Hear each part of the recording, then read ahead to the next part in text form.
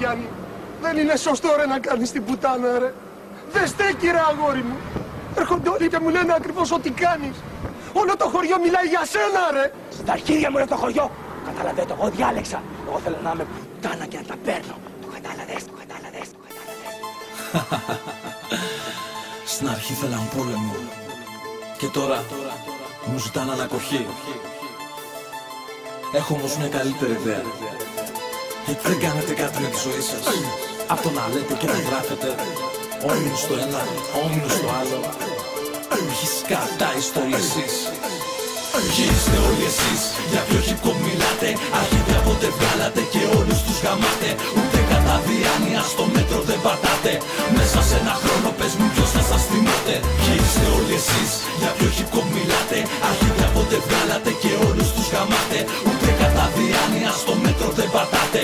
Μέσα σε ένα χρόνο πες μου ποιος θα σας θυμάται. Και είναι η στιγμή που στο χαρτί ξεσπάει απρόσμενα η πένα. Λόγια μη επιτιδευμένα, τόσα απλόχερα γραμμένα.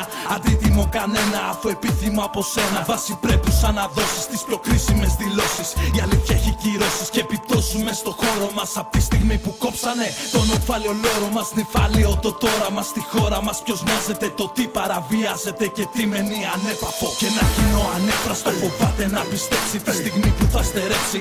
Ο ράψοδος που αγάπησε, αυτός όμως δεν άφησε τίποτα σχολίαστο. Το ελεύθερο της νόμης μένει απαραβίαστο. Γι' αυτό ποτέ αν χρειαστώ μια χείρα βοηθείας θα είναι μόνο εξαιτίας ατόμων που με χτίμησαν, με στήριξαν και κήρυξαν τον πόλεμο στην άγνοια. Βλέπεις μέσα τους έχουν μεγάλη περηφάνεια. Δεν ζήτησαν μετάλλια για να τους ανταμείψουν. Θέλησαν απλώς ότι αξίζουν να αποδείξουν. Καιρός να αποδώσω τα του Κέσαρο στο Κέσαρι. Η αλήθεια μου πολύτιμη σαν κόσμημα του Κέσαρι. Ποιοι είστε όλοι εσείς, για ποιο hip-hop μιλάτε. Αρχίδια πότε βγάλατε και όλους τους γαμάτε. Ούτε κατά διάνοια στο μέτρο δεν πατάτε. Μέσα σε ένα χρόνο πες μου ποιος θα σας θυμάται. Ποιοι είστε όλοι εσείς, για ποιο hip-hop μιλάτε. Αρχίδια πότε βγάλατε και όλους τους γαμάτε. Ούτε κατά διάνοια στο μέτρο δεν πατάτε.